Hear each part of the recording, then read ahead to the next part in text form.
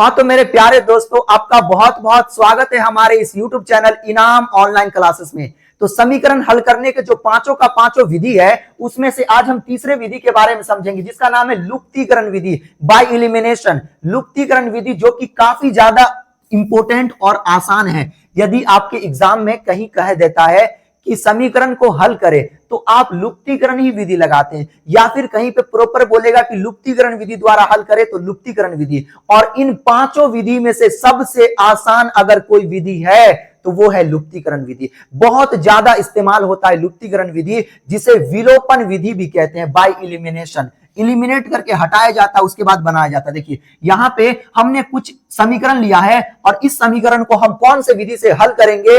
लुप्तीकरण विधि से। आप बड़ा ही ध्यान से आपको देखना, लुप्तीकरण विधि बहुत ही आसान विधि है। सबसे पहले आपको समीकरण लिखना क्या है? 3x प्लस 4y बराबर में 10। ये अपना समीकरण एक हो गया। क्या हो गया? समीकरण एक।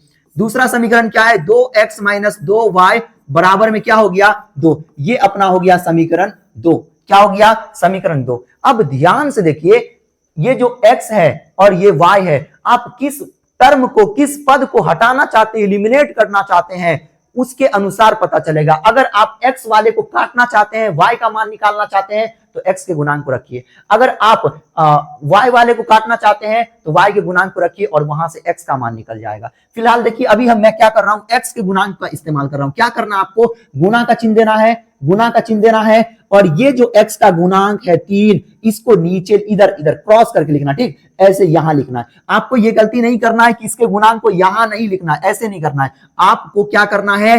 जो ऊपर वाला x है, इसके गुणांक को तिरछी लिखना, इस तरह कोना कोनी करके लिखना है। ठीक है, यहां लिखना है। और ये वाला जो x का गुणांक है, इसको क्या लिखना है? फिर यहां लिखना है, ऐसे लिखना है। क्या ये चीज आपको समझ में आया? ये जो x का गुणांक जो भी रहेगा, अगर माइनस में, प्लस में, कुछ भी है, उसको यहां लिखना है, ऐसे क्रॉस करके, क्रॉस करके। और ये जो है, इसके गुणांक को ऐसे लिखना ऊपर में। ठीक है, ये चीज समझ में आया? अब क्या लिखना है? अब गुणा करने पे क्या लिखना है आपको? गुणा करने पे अब कर देना है गुणा। क्या कर देना है? गुणा कर देना है। तो लिखना है गुणा करने पे, क्या लिखना है?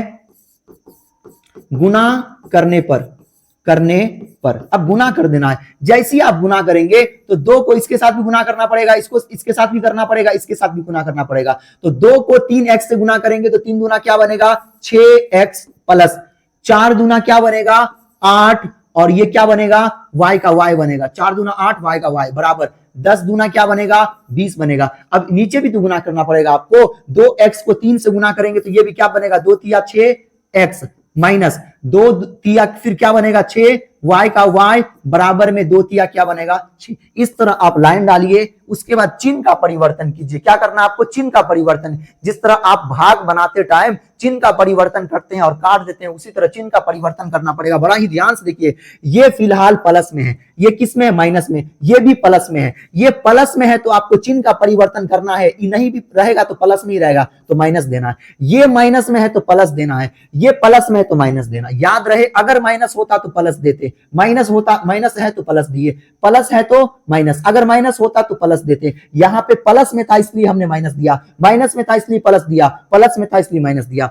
एक प्लस में और सुनिए, जैसे ही हमने प्लस से यहां माइनस दिया तो ये 6x पहले प्लस में था, अब माइनस में आ गया। ये माइनस 6y पहले माइनस में था, अब प्लस में आ गया। ये 6 जो है पहले प्लस में था, अब माइनस में आ गया। तो प्लस 6x और माइनस 6x इस तरह पूरी तरह कट गया। ये क्या हो गया? कट गया। अब क्या? ये भी 8y प्लस में, ये भी प्लस में, तो 8 6 क्या बनेगा? 14y बराबर में 20 में से 6y चला गया तो क्या बनेगा? 14 बनेगा। y का मान जैसे निकालिएगा 14/14, और ये कट के क्या हो गया? 1। y का मान कितना आ गया? 1। अब आपको लिखना पड़ेगा y का मान समीकरण 1 में रखने पे, लिखना पड़ेगा y का मान समीकरण 1 में रखने पे, समीकरण 1 में रखने पर अब आपको क्या करना है? y के मान को समीकरण 1 में या फिर आप 2 में, जैसी मर्जी आप रख सकते हैं। ठीक है, y के मान को समीकरण 1 में रखने पे, समीकरण 1 क्या था अपना? 3x प्लस 4y बराबर में 10। जहां पे y होगा वहां पे 1 रखना है। तो 3x प्लस 4 गुना y को हटा के 1 बराबर में 10।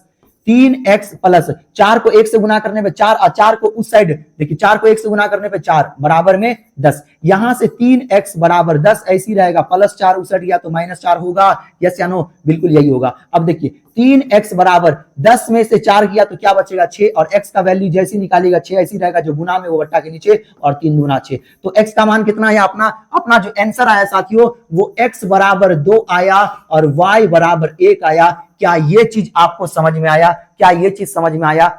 आप आंसर पे नहीं जाइए, आप नियम पे जाइए कि कौन सा नियम है। तो ये है बाय एलिमिनेशन रूल। ये कौन सा तरीका है? ये लुप्तीकरण विधि है, जिसमें क्या करना पड़ता है, एलिमिनेट करना पड़ता है, हटाना पड़ता है। यहां पे याद रहे, अगर आप x का गुणांक को रखेंगे, इस तरह रखेंगे, तो x कट जाएगा, y का मान निकल जाएगा। अगर मैं y को गुणांक को रखना होता तो -2 को क्या गुना के यहां रखता, नहीं, ऐसे नहीं करना है। -2 को आपको ऐसे क्रॉस रखना है, और 4 को अगर रखता तो इधर रखता। ठीक, हमें उम्मीद है आपको ये विधि समझ में आया होगा। अब हम लोग मिलते हैं समीकरण हल करने के चौथे विधि में। तब तक के लिए धन्यवाद।